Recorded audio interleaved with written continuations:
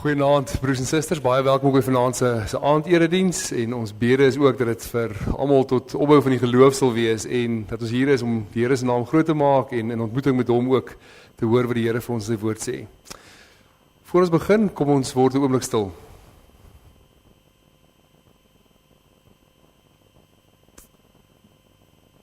Ons begin hierdie erediens met die woorde dat ons hulp is in die naam van die Here, wat die hemel en die aarde gemaak het, en wat getrou bly tot in alle ewigheid. Geliefdes, genade, barmhartigheid en vrede vir julle van God ons Vader en ons Here Jesus Christus deur die kragvolle werking van die Heilige Gees. Amen. Ons gaan nou staan en sing ons saam Psalm 18 en hoe wonderlik is dit nie om hierdie woorde te mag sing nie, dat ons as mens kan sing, ek het U hartlik lief, o Heer, dat ons hierdie belydenis kan maak, dat ons die Here lief het, ons sal later ook sing in die lied, omdat die Here ons eerste lief gehad het, maar hierdie wonderlike woorde wat ek kan sê, ek het U hartlik lief, dat die Here is ons rots, met wie ons skuiling vind. Kom ons staan en sing ons saam vers 1, vers 12 en vers 14.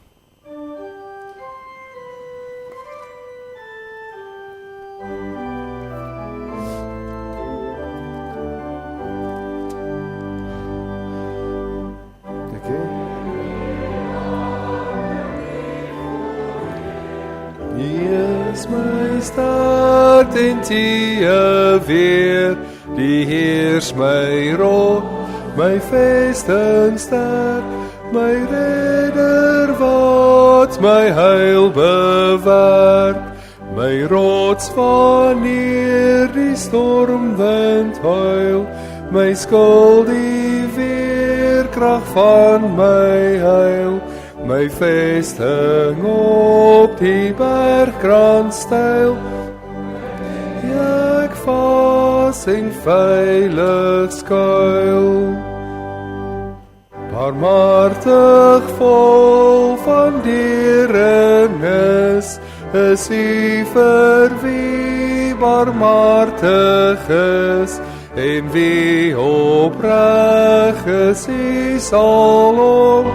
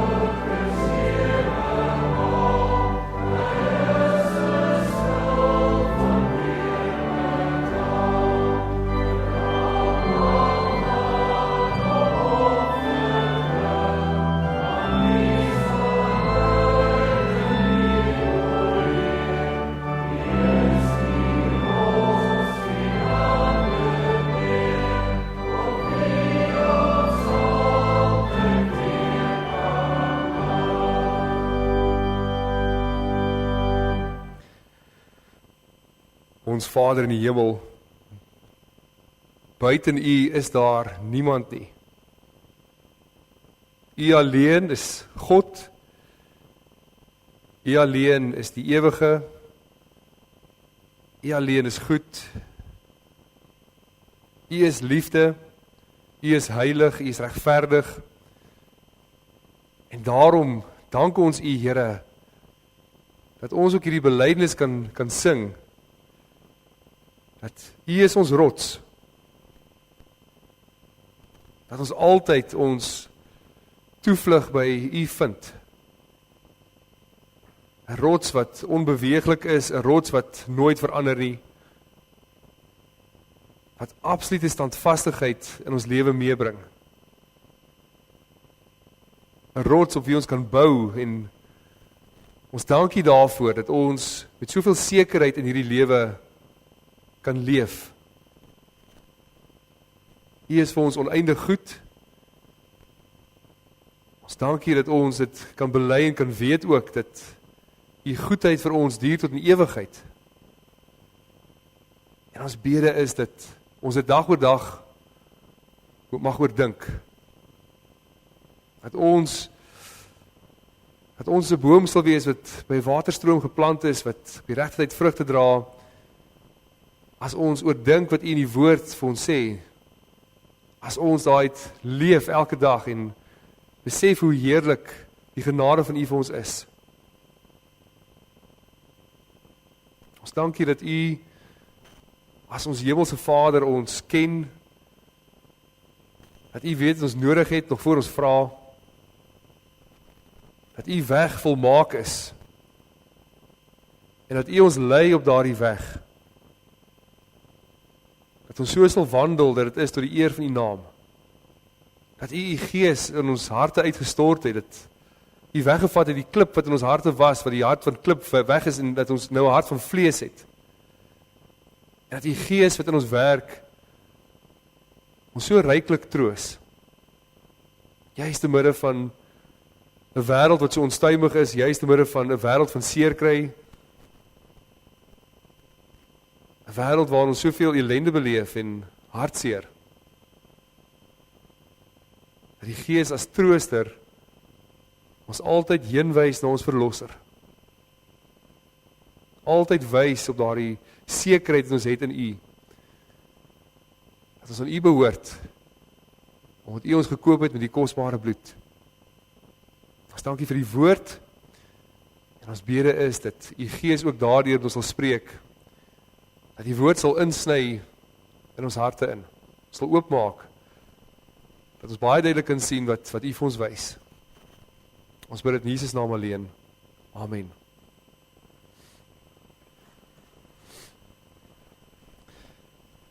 Terwyl ons net so bly sit, kom ons sing saam Psalm 119, ons sing daarvan saam vers 14 en vers 19. Ons sing die wonderlike woorde, aan U wet is my liefde toegewy, en jy is daarin, verdiep ek my. Sit net so, ons sing Psalm 119, vers 14 en 19.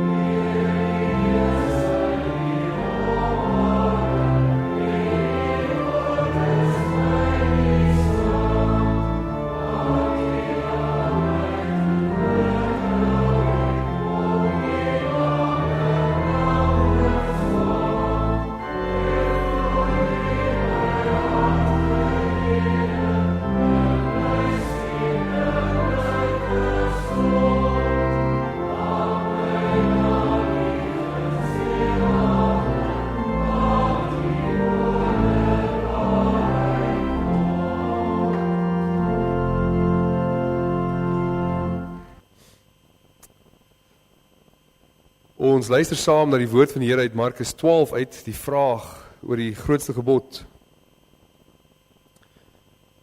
Dit is vanaf vers 28 in Markus 12 tot met vers 34. Een van die skrifgeleerdes het hulle hoor neer en het nader gestaan.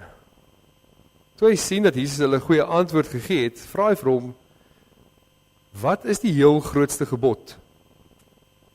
En Jesus antwoord hom: "Die eerste is: Luister, Israel. Die Here ons God is die enigste Here. Jy moet die Here jou God lief hê met jou hele hart en met jou hele siel en met jou hele verstand en met al jou krag. Die tweede is: jy moet jou naaste lief hê soos jouself. Geen ander gebod is groter as die twee nie." Pragtig, meneer, sê die skrifgeleerde vir hom. Dis waar wat u gesê het, die Here is die enigste God. En daar's geen ander God as hy nie. En om hom lief te hê met jou hele hart en met jou hele denke en met al jou krag en om jou naaste lief te hê as jouself is van meer belang as al die brandoffers en ander diereoffers. Toe Jesus hom so verstandig hoor praat, sê hy vir hom, jy is nie ver van die koninkryk van God af nie. Niemand het dit meer gewaag om hom 'n vraag te stel nie. Hiermee saam kyk ons na Sondag 2 en die vraag saamgestel in die vraag waaruit ken 'n mens jou elende en wat eis die wet van God van ons en kan jy dit alles ten volle nakom? En die antwoord is ek ken my ellende uit die wet van God. Wat Christus samevattend leer dat ons die Here ons God met ons hele hart, siel en verstand moet lief hê. En ons naaste soos onsself. Aan hierdie twee gebooie hang die hele wet en die profete. En tog kan ek dit nie ten volle nakom nie, want ek is van nature geneig om God en my naaste te haat. Broers en susters, die eerste hoofafdeling van die katekismus gaan oor die sonde van die mens, eintlik die ellende van die mens. Die 3 hoofdele van die katekismus is ellende, verlossing en dankbaarheid. En die eerste deel waarmee die katekismus begin is juis oor die ellende van die mens. En het is belangrik dat 'n mens jou ellende sal ken. Het is belangrik dat 'n mens presies sal besef wie jy as mens is. Want sonder die korrekte besef van my eie ellende, as ek nie besef presies wie ek is as 'n sondaar en 'n ellendeling voor die Here nie, is daar geen smagting na enige verlossing nie. As ek as 'n mens in my ellendige toestand dink, maar ek is nie heeltemal so ellendig nie, ek kan myself hier uitwerk en ek is nie heeltemal so gevalle nie, het mens geen soeke na verlosser nie. Dan gaan jy soeke altyd binne jouself bly dat ek net nog 'n treetjie beter moet doen, net nog meer moet doen om myself hier uit te werk. As daai ellende jy nie laat besef, maar ek is absoluut magteloos nie, dan sal jy aanhou bly om self te probeer daar uitkom. En nou is dit so, die ellende wat mens het, waarvan die katekismus ook hier praat, is nie net jou sonde nie. En die aard van die saak is dit, ons is sondaars. Maar ook wat hierdie straf op die sonde is, dis 'n ewige wegwees van God af, dat ons nooit meer in God se teenwoordigheid mag wees nie, dat ons die effek daarvan vir ewig moet beleef, juis omdat ons sondig is. Dis krities wat die katekismus ook sê, in die eerste Sondag, wat moet ek weet om hierdie troos dat ek aan die Here behoort my eie te maak? Dis met ander woorde 'n kritiese deel daarvan dat ek moet weet ek is elendig. Ek moet my sonde en hoe ver ek tekortskiet presies ken, heel hartig besef. En ons sien juis in Markus wat ons saam gelees het, presies hoe blind die mens vir sy eie elende is. Dis nie net ongelowiges nie, dis nie net afgodsdienaars wat blind is vir hulle eie sonde nie. Maar soveel meer, iemand wat dink hy is nie so elendig nie. Iemand wat in die kerk is, iemand wat deel van 'n godsdienstbeweging is, wat dink maar ek kan myself hier uitkry. Iemand wat dink, op grond van hulle eie werke, kan hulle in verhouding met God lewe. Ons hoor hierdie gedeelte speel af op die Dinsdag, ons het al van tevore verwys, dit was die groot vraagdag gewees. Die Dinsdag net voor Jesus se kruisiging, want Jesus word herhaaldelik deur groepe mense kom vra. Eers verskillende Joodse leiersgroepe, nadat die Here die vorige dag die tempel gereinig het en die vyeboom vervloek het. En al die vrae wat gebring word, lyk onskuldig op die oppervlakte. Dit lyk soos 'n kind in die klaskamer net 'n bietjie antwoord wil weet by die juffrou.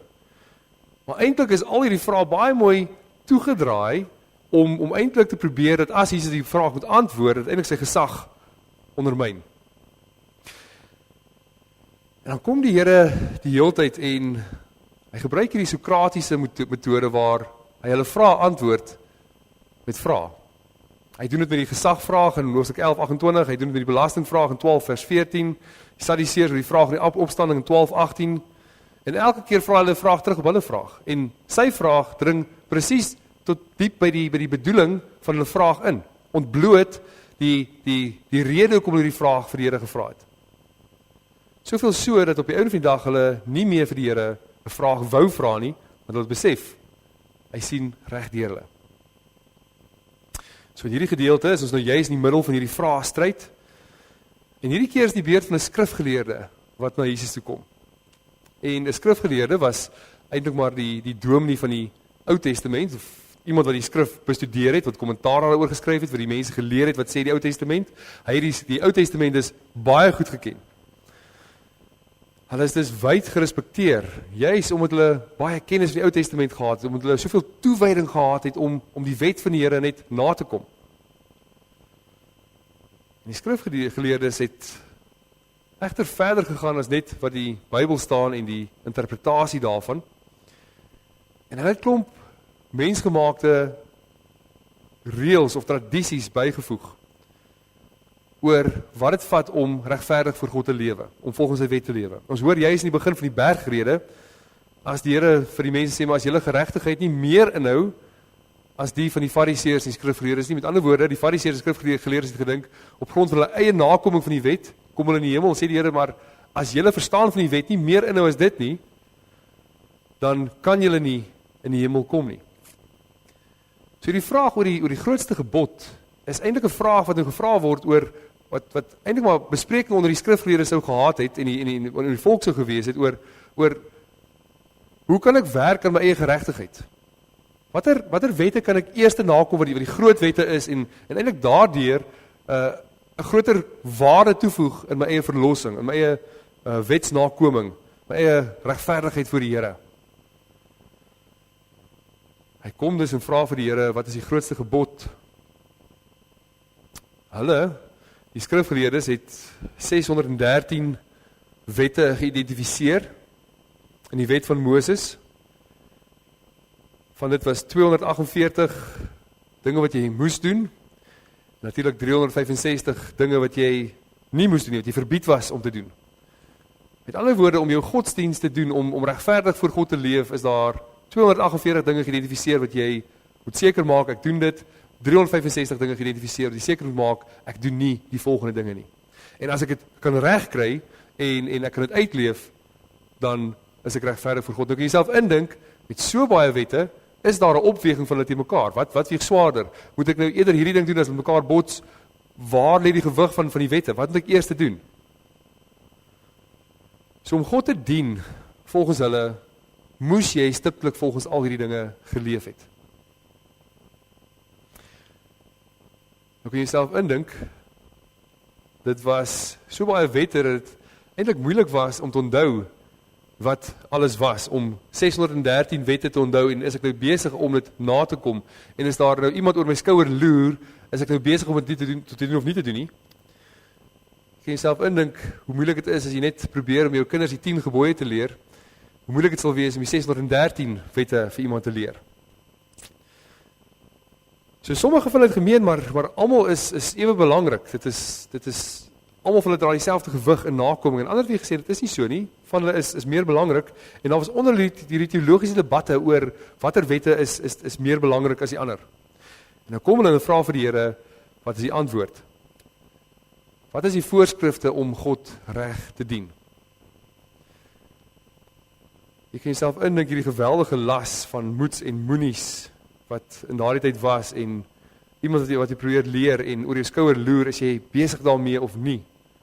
En dan is daar nog die verskil onder hulle ook, oor wie is nou reg en wie is nou verkeerd? Wie se opinie moet ek nou glo oor hierdie wet en oor daardie wet? So wanneer hy die vraag vir Jesus vra, blyk dit eintlik na 'n opregte vraag, is eintlik iets waarmee hulle regtig self geworstel het. Maar hy plaas vir Jesus in, van sy perspektief af, 'n verloor situasie. Dat die Here tussen 'n klip en 'n harde plek geplaas word. Want as die Here sal sê, maar die een gebod is belangriker, dan kan hulle hom aankla en sê, my verskraal die rykdom van die wet, en sê, maar eintlik is daar ander ook belangrike wette, maar die Here lig hierin op as belangriker. Of as hy sou stil bly of eintlik vaag antwoord en nie regtig by antwoord uitkom nie, dan sal dit eintlik sy gesag en hoe die mense geleer het en voor die mense geleer het ondermyn het. Dan sou hy daar gestaan het met 'n mond vol tande en nie eintlik 'n antwoord geweet het nie en daai gesag wat hy mee geleer het, sou heeltemal ondermyn gewees het.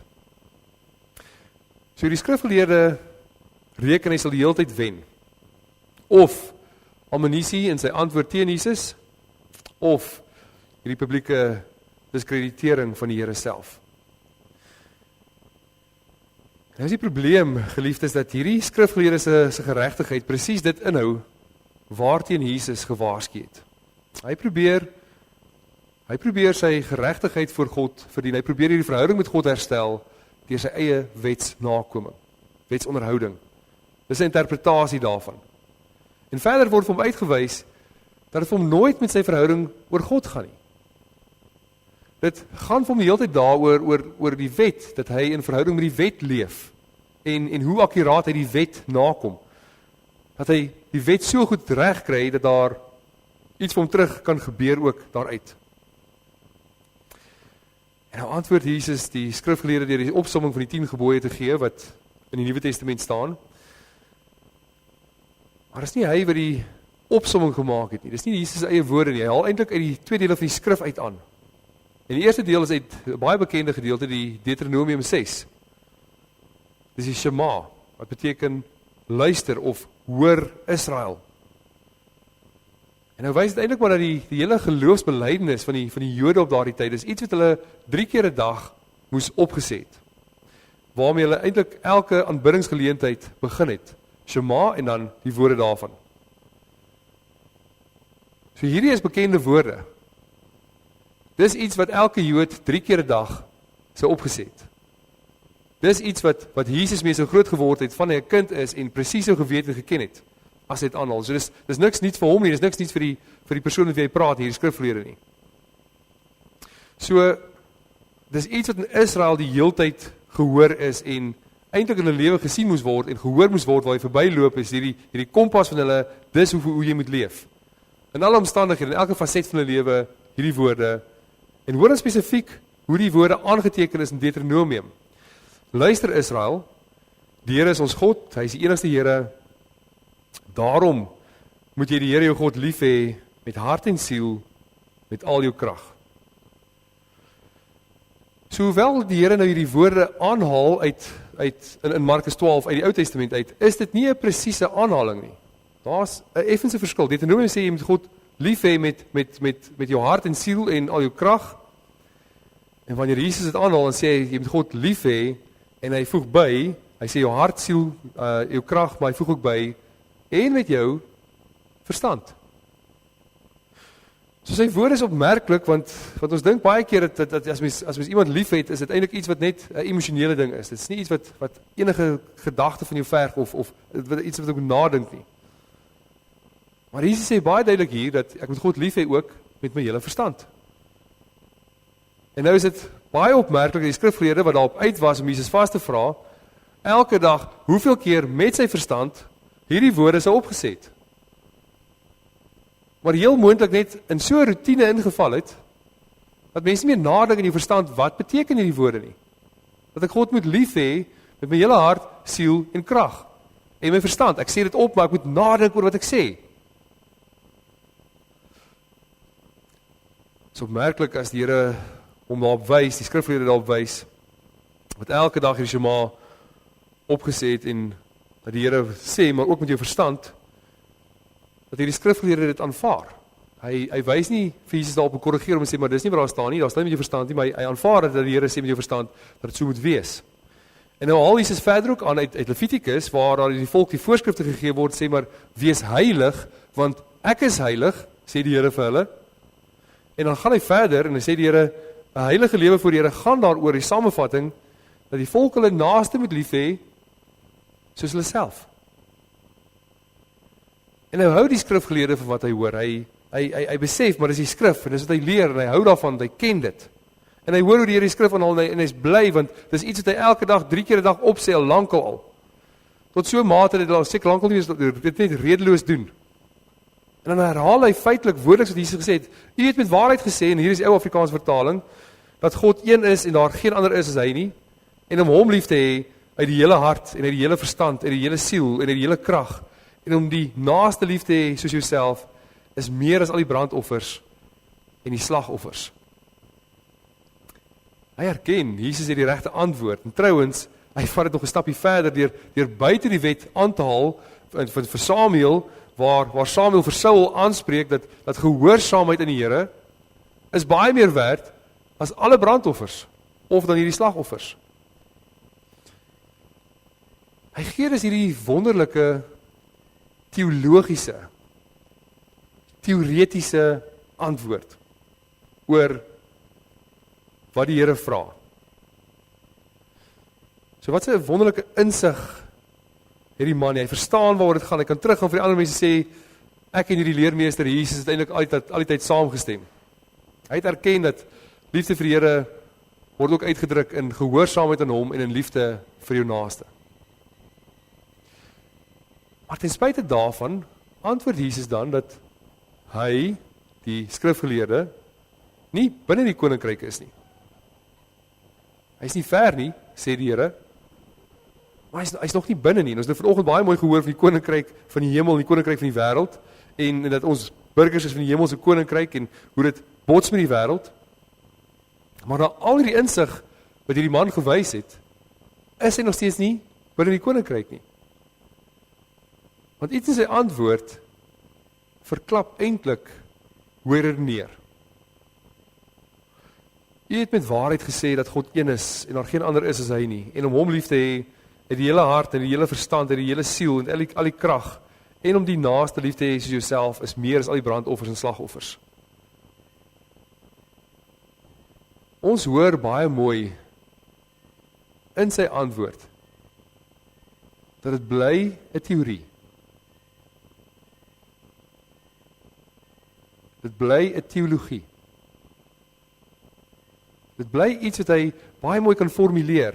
Dit is onpersoonlik, 'n teoretiese saak. Hy vervang die woord jou met die, of eerder my, wat hy moet sê, dat ek moet die Here my God lief hê met my hele hart, siel, krag, verstand, en ek met my naaste lief as myself, sê net die Here. En jy moet die naaste lief hê soos jouself. Dit bly dus vir hom al 'n teorie en iets wat jy moet nastreef om self na te kom, in geval dat hy self die wet dink hy kan dit nakom en nie eintlik so ellendig is nie. Dat hy die wet, soos dit daar staan, sal kan doen, want hy kan dit uitdink, hy kan dit uitredeneer. En sy eie prestasie om die wet te doen is vir hom lofwaardig. Hy moet net die regte volgorde van die wet te kry. En hierdie wet self is die voorwerp waarna hy streef. Hy sien dit nie as 'n middel om God lief te hê, om in hierdie persoonlike verhouding met God te leef nie. Om in gemeenskap met mense te leef nie. Dit word nooit vir hom iets persoonlik, dat hy hierdie diepe verlang het om 'n verhouding met God te leef nie, maar die wet self is die voorwerp van daai streef. Hy wil die wet nakom, maar hy het God nie lief nie. Hy ken die wet, maar hy staan nie in 'n verhouding met God nie. En jy is daarom, sê die Here, jy het naby die koninkryk gekom, maar hy is nie in die koninkryk nie.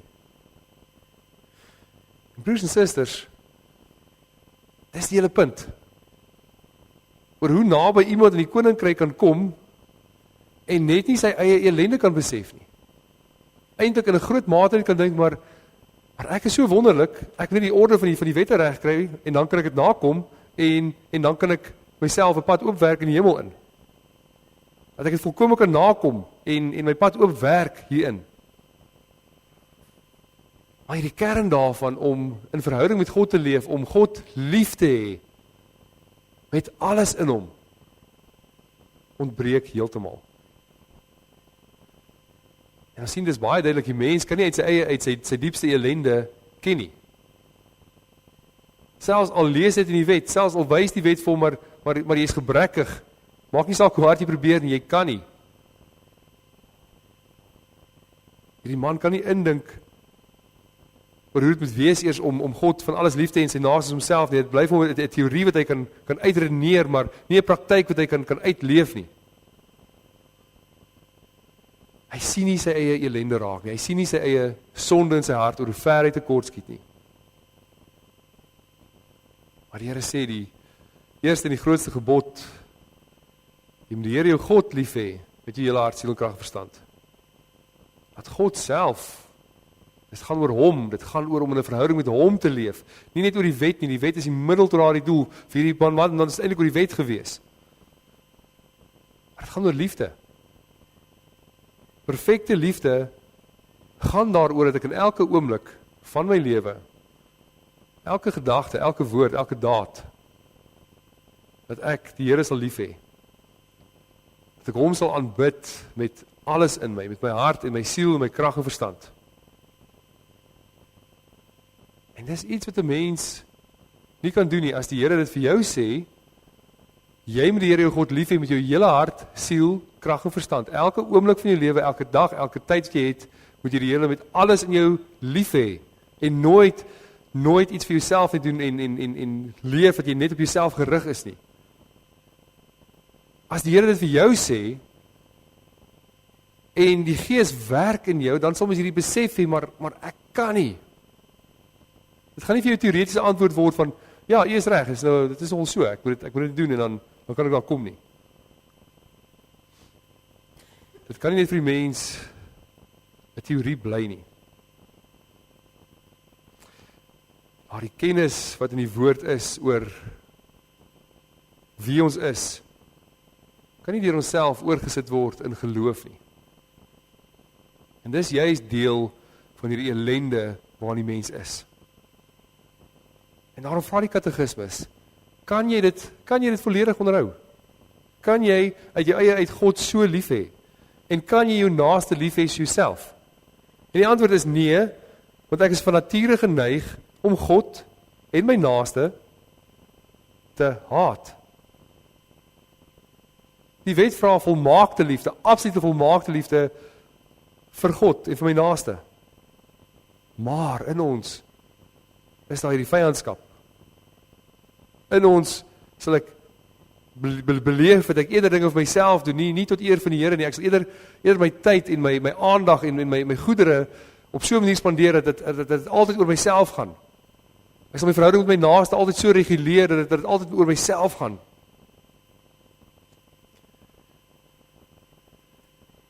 En juist daarom en daarin sien 'n mens sy ellende.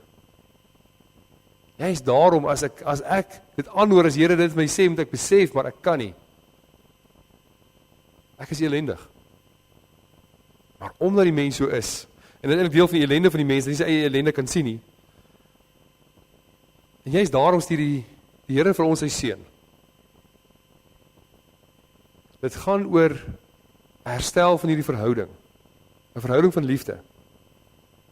Dat Jesus Christus kom na die wêreld, hy word gestuur deur die liefde van die Vader vir die wêreld. God het die wêreld so lief gehad, as die enige gebore seun gestuur het. En die seun kom want hy het lief, hy het die Vader gehoorsaam in alles. Hy word gestuur, hy aanvaar hierdie gestuur word omdat hy die Vader lief het en hy is gehoorsaam aan hom. Hy word gestuur, hy is gehoorsaam aan hom in alles tot in die kruis. En die seun het die uitverkorenes ook so lief, hy het ook die mense so lief, dat hy sy lewe vir hulle gee, dat hy sterf vir hulle. So in liefde vir God en in liefde vir die mens, sterf ons verlosser aan die kruis. Juist sodat daardie verhouding herstel kan word. Dink jouself hierdie wonder van die evangelie in, dat Jesus in volmaakte liefde teenoor God aan die kruis sterf vir die mens, sodat God en die mens weer mekaar versoen is. En wanneer hy opvaar in die hemel in, as hy die dood oorwin en opvaar, stuur hy sy gees.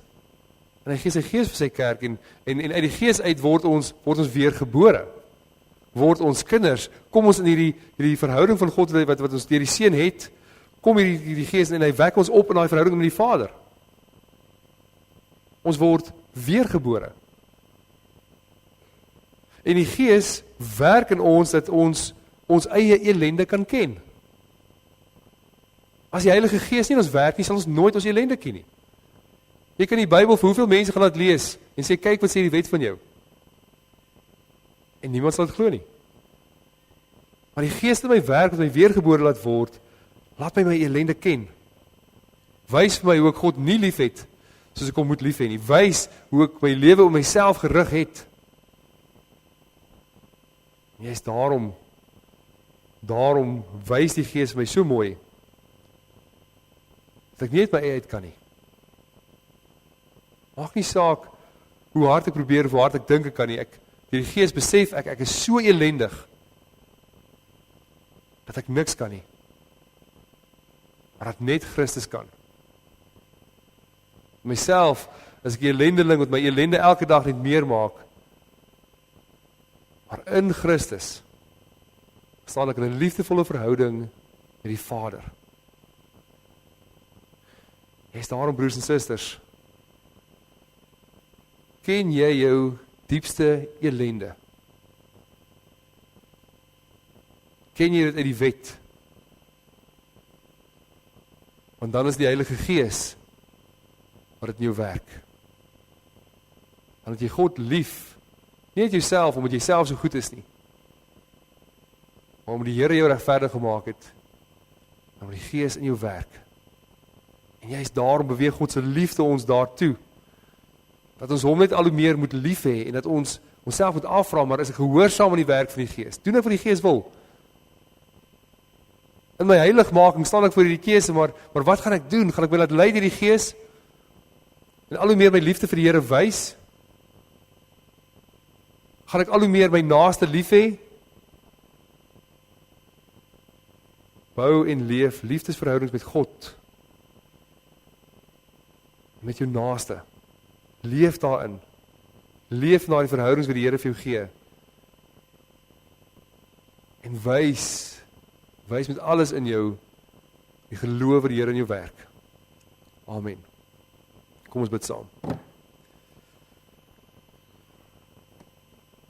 Ons Vader in die hemel, hoe kosbaar is dit nie om te besef dat ons ellendig is nie. Te besef dat ons is sondaars wat van nature geneig is om U te haat en ons naaste te haat. En dit is so maklik vir ons om na buite vinger te wys en ander mense te sien en so moeilik om ons eie lewe dit raak te sien. Dat dit vir ons so maklik kan gaan oor onsself. Dat dit so maklik vir onsself kan gaan oor dinge wat myself in die lewe belangrik is, dat ek dit gelyk aan U plaas of bo U plaas en dat ek U nie lief het bo alles nie.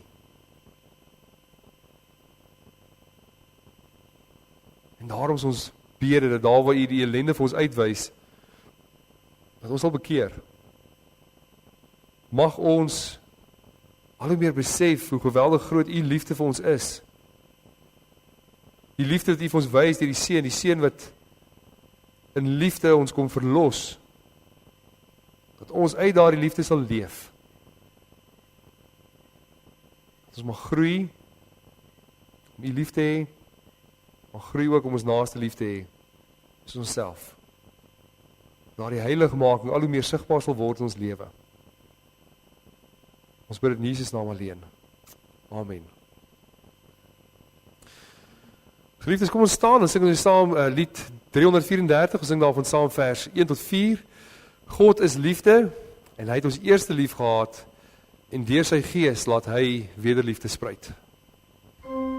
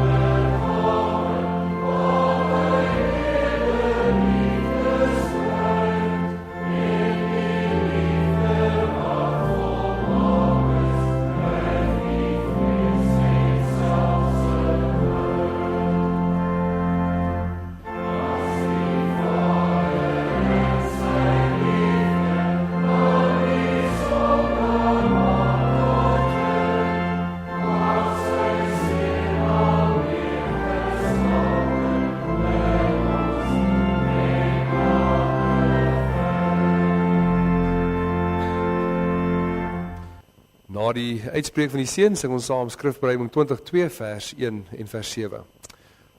Ontvang nou die seën van die Here. Die genade van ons Here Jesus Christus en die liefde van God ons Vader en die gemeenskap van die Heilige Gees is en bly by elkeen van u. Amen.